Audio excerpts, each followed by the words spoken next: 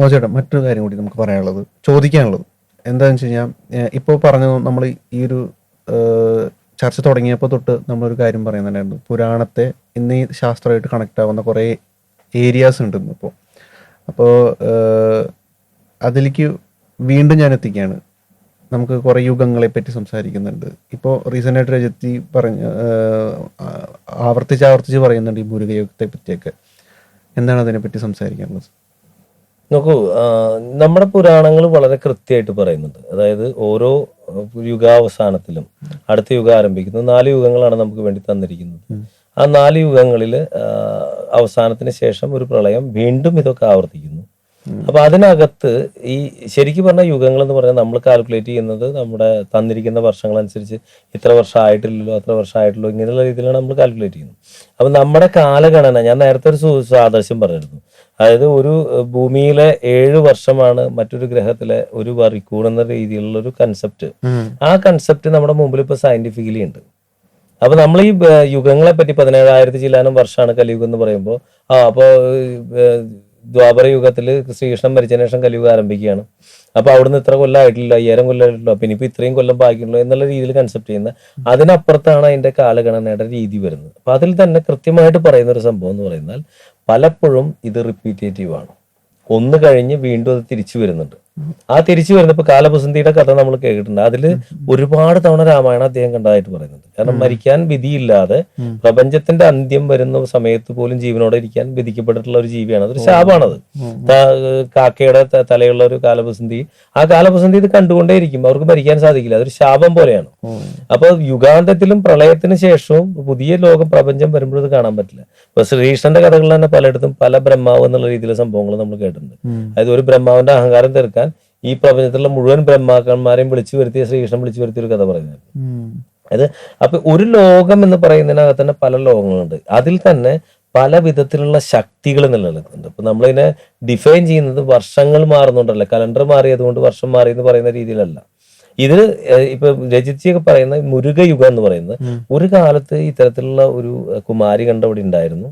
ആ കുമാരികണ്ഠം ഒരു പ്രത്യേക സമയത്ത് ആ ശക്തിയുടെ ഷിഫ്റ്റിംഗ് വരുന്ന സമയത്ത് അത് വേറെ പിരിഞ്ഞു പോയിട്ട് ഇത് ആർക്കും ബാധകമാണ്. ഇപ്പൊ ഈ നളന്റെ പേര് കലി വന്നിട്ടുള്ള സമയമുണ്ട്, വിക്രമാദിത്യന് കലി ബാധിച്ചിട്ടുള്ള സമയമുണ്ട്. അപ്പൊ ഇത് എത്ര ശക്തരാണെന്നുണ്ടെങ്കിൽ പോലും ഇതൊക്കെ തന്നെ ബാധകമാണ്. അപ്പൊ ഒരു കാലഘട്ടം കഴിയുന്ന സമയത്ത് ഇപ്പൊ ഭഗവാന്മാർക്ക് പോലും ശനി ബാധിക്കുന്നു. അപ്പൊ ഒരു സമയത്ത് മഹാദേവന് ശനി ബാധിച്ചൊരു കഥയൊക്കെ നമ്മൾ ഒരുപാട് കേട്ടു. അപ്പൊ ഏതൊരു സംവിധാനത്തിന്റെയും ശക്തിക്ക് ആ മുന്നോട്ടും പുറകോട്ടും ഉണ്ട്. ശാശ്വതമായ ശക്തി എന്ന് പറയുന്നത് ബ്രഹ്മസങ്കല്പം മാത്രമേ ഉള്ളൂ. അപ്പൊ ഇങ്ങനെ കുമാരികണ്ഠത്തിന് വന്നിരിക്കുന്ന ഒരു ശക്തിക്ഷയത്തിന്റെ ഭാഗമായി ആ സാമ്രാജ്യം നഷ്ടപ്പെടുകയും അത് പല വഴിക്ക് തിരിഞ്ഞു പോവുകയും, ഒരു കാലം കഴിഞ്ഞ് ശക്തിയുടെ ഷിഫ്റ്റിംഗ് മാറി. നമുക്കറിയാം വെസ്റ്റേൺ കൺട്രികൾ നമുക്ക് ശരിക്കും പറഞ്ഞാൽ ശക്തിയുടെ ക്ഷയം മാറി അവർ ലോകം മുഴുവൻ, സൂര്യൻ അസ്തമിക്കാത്ത ബ്രിട്ടീഷ് സാമ്രാജ്യം എന്ന് പറയുന്നത് കോളനികളാണ്. ഇതൊക്കെ കോളനികളാണ് എന്ന് വെച്ചാൽ അത്രയും വലിയ സാമ്രാജ്യങ്ങളൊക്കെ ഉണ്ടാക്കി.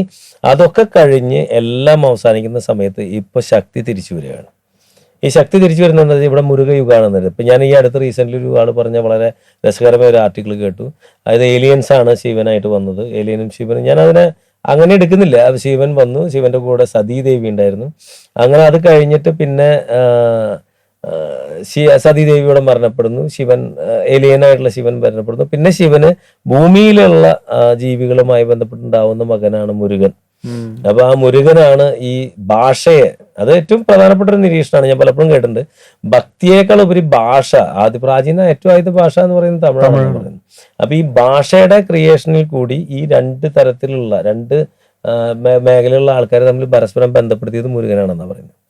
അങ്ങനെ അന്ന് ഇവിടെ ഉണ്ടായിരുന്ന നെഗറ്റീവ് ശക്തികളെയാണ് നമ്മൾ ശൂരോത്മൻ എന്നൊക്കെ പറയുന്നത്. അവരെ പരാജയപ്പെടുത്തുന്ന സേനാധിപതിയായിട്ടാണ് മുരുകൻ വരുന്നത്.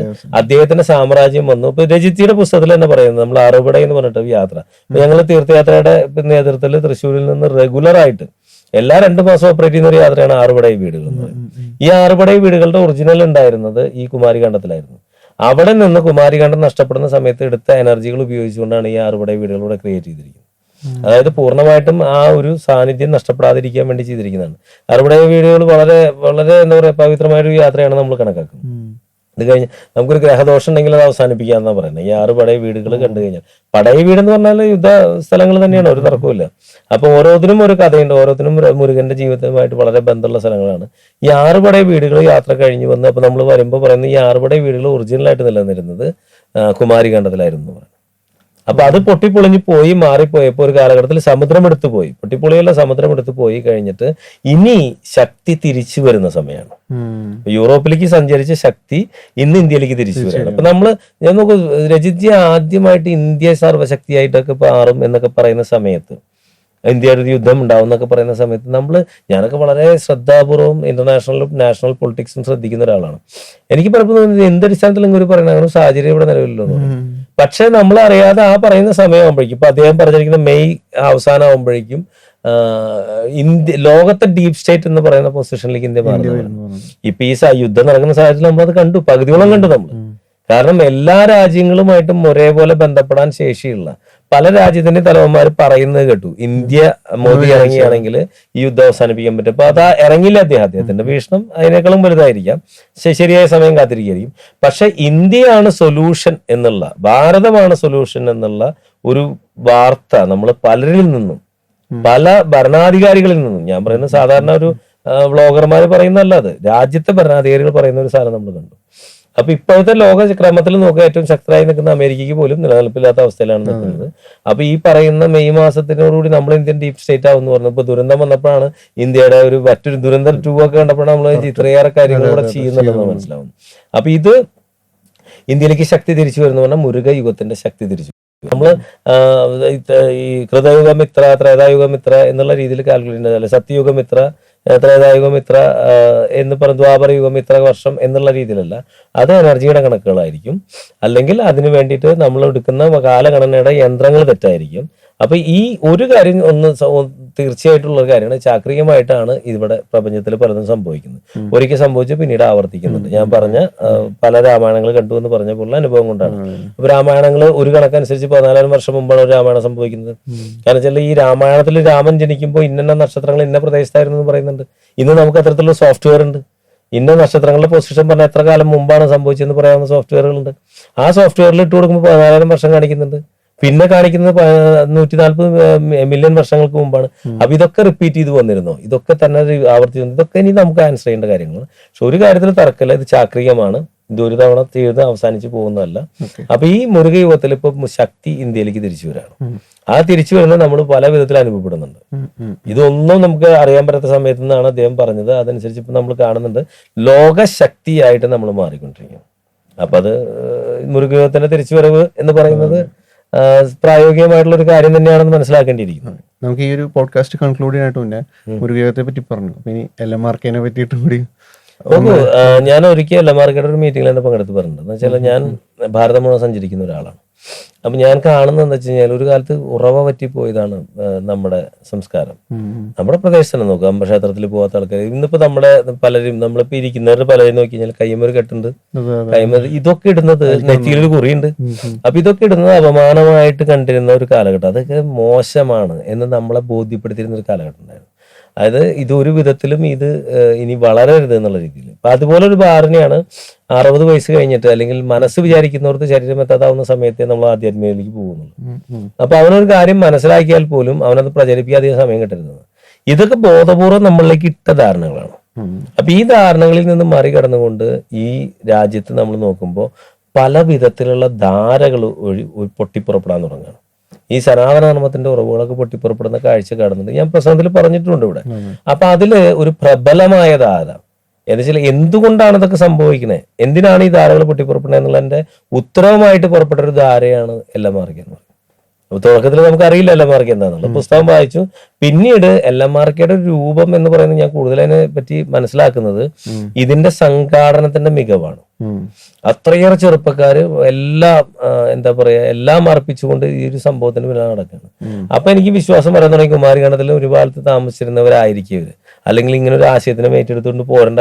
അതും അപ്പുറത്തൊരു സൈഡില് യുവജനങ്ങളുടെ അവസ്ഥ നോക്കിയാൽ നമുക്ക് അറിയാൻ പറ്റും. അതിൽ നിന്ന് തികച്ചും വ്യത്യസ്തമായി ധർമ്മ സംരക്ഷകരായിട്ട് ഒരു കൂട്ടം യുവാക്കള്, ഒരു കൂട്ടമല്ല വലിയൊരു കൂട്ടം യുവാക്കള്, ലക്ഷക്കണക്കിന് ആൾക്കാർ LMRKയുടെ കീഴിൽ അണിചേരാണ്. അതിന്റെ പ്രവർത്തികൾക്ക് ഓരോ ദിവസവും കൃത്യമായ മാനങ്ങളും അർത്ഥം ഉണ്ടാവുകയാണ്. അങ്ങനെ വരുന്ന സമയത്താണ് നമ്മൾ ഇതിന്റെ പ്രവൃത്തികളായിട്ട് നേരിട്ട് ബന്ധപ്പെടാൻ തുടങ്ങുന്നത്. അപ്പോൾ ഇനി നോക്കൂ, മറ്റെല്ലാ സ്ഥലത്തും ഒരാൾ എന്തെങ്കിലും ഒരു കാര്യം ചെയ്യുന്നുണ്ടെങ്കിൽ അതിന്റെ ക്രെഡിറ്റ് എടുക്കാനും പൈസ പഠിക്കാനാണ് അതിന്റെ ആൾ മുന്നിൽ നിൽക്കുക. രജിത്ജിയെ നോക്കൂ, അദ്ദേഹം ഇതിന്നൊന്നും ഒരു പൈസ എടുക്കുന്നില്ല എന്ന് മാത്രമല്ല, പുള്ളി ഇതിനോട് അതിന്റെ ഒരു ആചാര്യസ്ഥാനത്ത് പോലും നിൽക്കാതിരിക്കാൻ വേണ്ടി ബോധപൂർവം ഫാഷൻ ഡ്രസ്സൊക്കെ ഇട്ട് നടക്കുകയാണ്. എന്നെ അങ്ങനെ നിങ്ങൾ കണക്കാക്കരുത്, ഞാൻ സാധാരണ മനുഷ്യനാണ്, എന്റെ നിയോഗം ഈ മെസ്സേജ് പാസ് ചെയ്യൽ മാത്രമാണെന്നുള്ള രീതിയിൽ പറഞ്ഞു നടക്കുന്നു. അപ്പൊ ഇങ്ങനെയുള്ളൊരു സംഘടന, നിസ്വാർത്ഥമായി പ്രവർത്തനം കാഴ്ചവെക്കുന്ന ഒരു സംഘടന, അതിന് കൃത്യമായ ഒരു ലക്ഷ്യമുണ്ട്. സല്യൂട്ട് ഭാരത് എന്ന് പറയുന്ന ചാനലിന്റെ പേരിൽ തന്നെയുണ്ട് നമ്മൾ സല്യൂട്ട് ചെയ്യുന്നത്. നമ്മൾ പോരാളികളാണ് സല്യൂട്ട് ചെയ്യുന്ന ഭാഷ. നമ്മൾ മുരുകൻ ദേവസൈനാധിപനാണ്. അപ്പോൾ മുരുകന്റെ പോരാളികളായ ആൾക്കാർ സല്യൂട്ട് ചെയ്യുന്ന ആരെയാണ്? നമ്മള് മറ്റു മതങ്ങൾക്കെതിരെ പറയുന്നില്ല, നമ്മളെ വിശ്വസിക്കാത്തവരെ കൊന്നുകളയാൻ പറയുന്നില്ല, അല്ലെങ്കിൽ അവർ തെറ്റാണെന്ന് പറയുന്നില്ല. നമ്മൾ അധിവസിക്കുന്ന ഈ ഭാരത വംശത്തിന്റെ പ്രൗഢിയെ തിരിച്ചെടുക്കാൻ വേണ്ട പ്രവൃത്തികളിലാണ്. അതിന് നമുക്ക് ദേവന്റെ സഹായം വരുന്നുണ്ട്, മുരുകയോഗത്തിന്റെ ശക്തികൾ വരുന്നുണ്ട്. അപ്പൊ അതിന് വേണ്ട പ്രവർത്തനങ്ങൾ സംഘടിപ്പിക്കുകയാണ് ചെയ്യുന്നത്. അപ്പോൾ ഈ ഒരു സമയത്ത് ആധ്യാത്മിക പാതയിൽ ചരിക്കുന്ന ഒരാളെ സംബന്ധിച്ചിടത്തോളം എല്ലമാർക്കയിൽ നിന്നും വേറിട്ട് വെക്കാൻ പറ്റില്ല. ഇതൊരു സിറ്റുവേഷൻ ആണ്. കാരണം വെച്ചാൽ എല്ലമാർക്ക എന്ത് ചെയ്യുന്നു? നമ്മള് മാതൃഭൂമി എന്നുള്ളതിന് എത്രയേറെ പ്രാധാന്യം കൊടുക്കുന്നവരാണ് സനാതന ധർമ്മികൾ. നമ്മൾ ജനിച്ച മണ്ണാണ് ഭാഗ്യം എന്ന് കരുതുന്ന ആൾക്കാരാണ് നമ്മൾ. ഈ ഭാരതവംശത്തിൽ ജനിക്കാൻ പറ്റിയത് ഏറ്റവും വലിയ പുണ്യമാണെന്ന് കരുതുന്ന ആൾക്കാരാണ് നമ്മൾ. അപ്പൊ ആ മണ്ണിന്റെ, ആ രാജ്യത്തിന് ഒരുപാട് മുറിവ് ഏൽപ്പിക്കപ്പെട്ട് കഴിഞ്ഞു. 1000 ചില്ലാനം വർഷങ്ങളുടെ അടിമത്തത്തിൽ കൂടെ കടന്നു പോയിട്ടും ഈ ചേതന നഷ്ടപ്പെട്ടിട്ടില്ല, അത് നിലനിൽക്കുന്നുണ്ട്. അപ്പൊ ആ ചേതനയെ പുനഃസ്ഥാപിക്കാനും ലോകക്രമത്തിൽ ഗുണകരമായ മാറ്റം വരുത്താനും നമ്മൾ മറ്റെല്ലാ ഫിലോസഫികളും നോക്കിയുള്ളൂ. നമ്മളെ പോലെ ഇൻക്ലൂസീവ് ആയിട്ടുള്ള ഒരു ഫിലോസഫി ലോകത്തില്ല. ഭാരതത്തിന്റെ ദർശനങ്ങൾ പുറത്തു വന്നാൽ ഈ ലോകത്ത് സമാധാനം വരും, അഭിവൃദ്ധി വരും. കാരണം അതിലെല്ലാം സമഗ്രമായ ഇൻക്ലൂസീവ് ആയിട്ടുള്ള ചിന്താഗതികൾ നമുക്ക് ഏത് ആൾക്കാരെയും എടുക്കാം. ഇപ്പൊ ചാർവാകന്മാർക്ക് സുഖമല്ല എന്ന് രാമൻ ചോദിക്കുന്ന ഒരു സന്ദർഭം ഭാരതനോട് ചോദിക്കുന്നുണ്ട്. ചാർവാകന്മാർ അന്ന് കാലത്ത് രാജാവിനെയും ദൈവങ്ങളെയും വിമർശിക്കുന്ന ആൾക്കാരാണ്. അപ്പൊ നിങ്ങളുടെ രാമന്റെ ഭരണത്തില്, രാമന്റെ രാജ്യത്തില് എതിർപക്ഷങ്ങൾക്ക് സംരക്ഷണം കൊടുക്കേണ്ട ചുമതലയും രാജാവിന് തന്നെയാണ്. അതിനേക്കാൾ മനോഹരമായ ഒരു ജനാധിപത്യ വ്യവസ്ഥ എവിടെയുള്ളത്? രാജാവിനെ വിമർശിക്കുന്ന, ദൈവത്തെ വിമർശിക്കുന്നവരെ പോലും സംരക്ഷിക്കണം, അവർക്ക് പ്രഥമ പരിഗണന കൊടുക്കണം എന്ന് പറയുമ്പോൾ അതിനേക്കാൾ വലിയൊരു ജനാധിപത്യ സങ്കല്പം നമുക്ക് വിശ്വസിക്കാൻ പറ്റില്ല. അപ്പൊ അങ്ങനെ ഉണ്ടായിരുന്ന ഒരു ലോകക്രമം തിരിച്ചു വരികയാണെങ്കിൽ ഇന്ന് നിലനിൽക്കുന്ന പല പ്രശ്നങ്ങൾക്കും പരിഹാരമാണ്. ഇന്ന് കാണുന്ന പല പ്രശ്നങ്ങൾക്കും പരിഹാരമാണ്. അപ്പൊ നമ്മൾ പറയും പഴയ വ്യവസ്ഥിതി തിരിച്ചു കൊണ്ടുവരുന്നു. പഴയ വ്യവസ്ഥിതിയിൽ വളരെ കാടത്തം നിറഞ്ഞ നടപടികളായിട്ട് പോകുന്ന പല ഭാഗങ്ങളുണ്ട്, പല വിശ്വാസങ്ങളുണ്ട്. പക്ഷെ ഇത് പഴയ വ്യവസ്ഥിതി വരുമ്പോൾ ഇന്നും നിലനിൽക്കുന്നതിനേക്കാൾ മെച്ചമായ ഒരു വ്യവസ്ഥിതി നമുക്ക് അവിടെ കാണാൻ പറ്റുന്നു. അപ്പൊ അത് വരുത്താൻ വേണ്ടി നടക്കുന്ന എൽഎംആർക്കയുടെ പ്രവർത്തനങ്ങളുടെ കൂടെ ഈ പങ്കാളികളാവുക എന്നുള്ളതാണ് സാധാരണ നിലയ്ക്ക് ഏതൊരു ഭാരതീയനെയും കടമ. അവിടെ നമ്മൾ മറ്റു വിഭാഗങ്ങളും നോക്കണ്ട. അപ്പൊ ഞാൻ വളരെ സന്തോഷത്തോടുകൂടിയിട്ടാണ് ഇതിന്റെ കൂടെ എല്ലാ സമയത്തും പങ്കെടുക്കാറുള്ളത്. കാരണം അത്ര മനോഹരമായിട്ടാണ് ഇതൊക്കെ ഓർഗനൈസ് ചെയ്യപ്പെടുന്നത്. മാത്രമല്ല എനിക്ക് എന്തിനാണ് നടത്തുന്നതെന്ന് മനസ്സിലാവാത്തത് ഞാൻ പങ്കെടുത്ത് കഴിഞ്ഞ് കുറച്ച് കഴിയുമ്പോൾ ആ പങ്കെടുത്തതിന്റെ അർത്ഥം അത് എന്തിനായിരുന്നു നടത്തിയെന്നുള്ള എനിക്ക് കൃത്യമായിട്ട് ബോധ്യപ്പെടുന്ന അവസ്ഥയും കണ്ടിട്ടുണ്ട്. അപ്പൊ ഞാൻ എൽഎംആർക്കയുടെ കൂടെ ഉണ്ട്. ഞാനത് പലയിടത്തും വ്യക്തമാക്കിയിട്ടുള്ളതാണ്. എൽഎംആർക്കയുടെ പ്രവർത്തനങ്ങൾ സാധ്യമായ എന്റേതായ തിരക്കുകൾ എനിക്കുണ്ട്, അറിയാലോ, തീർത്ഥയാത്ര കുറച്ച് തിരക്കുകളുണ്ട്. പ്രത്യേകിച്ച് ഇപ്പൊ കൈലാസയാത്രകൾ വരാൻ പോവാണ്. അതല്ലാത്ത സമയത്തൊക്കെ സാധ്യമായ സമയങ്ങളിലൊക്കെ തന്നെ നമ്മൾ ചെയ്യാറുണ്ട്. നമ്മൾ ഇതിന്റെ കൂടെ അസോസിയേറ്റ് ചെയ്യാറുണ്ട്. ഞാൻ പറയുകയാണെങ്കിൽ ഇതിന്റെ കൂടെ അസോസിയേറ്റ് ചെയ്തിരിക്കാൻ പറ്റില്ല എന്നുള്ളതാണ്. മറ്റൊരു വഴിയില്ല. ഇത് പോകുന്ന വഴി ശരിയാണെങ്കിൽ നമുക്കൊരു ലക്ഷ്യത്തിലേക്ക് പോകണം. അവിടേക്ക് പോകുന്ന ശരിയായ ഒരു വഴിയാണെന്നുണ്ടെങ്കിൽ ഏതൊക്കെ മാർഗത്തിലൂടെ വന്നാൽ ആ വഴിയിലേക്ക് എത്തിപ്പെട്ടേ പറ്റും. അപ്പൊ അതുകൊണ്ട് എൽഎംആർക്കയുടെ പ്രവർത്തനം, പ്രത്യേകിച്ചും അതിലെ യുവജനങ്ങളുടെ സാന്നിധ്യം വളരെ വളരെ നമുക്ക് എന്താ പറയാ പ്രത്യാശ നൽകുന്ന ഒരു സംഭവമാണ്. വരാൻ പോകുന്ന കാലത്ത് ഭാരതം ഒരു സർവ്വശക്തിയായി മാറുന്നു. ലോകക്രമം സനാതനത്തിന്റെ അടിസ്ഥാനത്തിൽ സമാധാനം നിറഞ്ഞതും ഐശ്വര്യം നിറഞ്ഞതായി മാറും എന്നുള്ളൊരു പ്രതീക്ഷ, അതിന് മുരുക ഭഗവാന്റെ മെസ്സേജുകളിൽ കൂടി വരുന്ന സന്ദേശം നമുക്ക് നൽകുന്ന ഉറപ്പ് വളരെ പ്രത്യാശകരമായ സാധനം. ഇപ്പൊ എൽഎംആർക്കയെ സംബന്ധിച്ചിടത്തോളം ഞാൻ നിരന്തരമായി ഇതിന്റെ പിന്നാലെ ഉണ്ട്, ഫോളോ ചെയ്യുന്ന ഒരാളാണ്. സമയം കിട്ടുമ്പോൾ ഒക്കെ ഇത്തരം പരിപാടികളിൽ പങ്കെടുക്കാറുണ്ട്. കൈലാസം എന്ന അനുഭവത്തെ നമ്മളിലേക്ക് എത്തിച്ച മധുസൂദൻ ചേട്ടന് നമുക്ക് നന്ദി പറയാൻ നിർത്താൻ കഴിയില്ല. കൈലാസത്തെയും അതുമായി ബന്ധപ്പെട്ടുകൊണ്ടുള്ള ശാസ്ത്രീയ വശങ്ങളെയും ഇന്നീ കാണുന്ന ലോകത്തിന്റെ അവസ്ഥകളെയും നമ്മളിലേക്ക് ബന്ധിപ്പിച്ചു തന്ന മധുസൂദൻ ചേട്ടന് 1000 നന്ദി.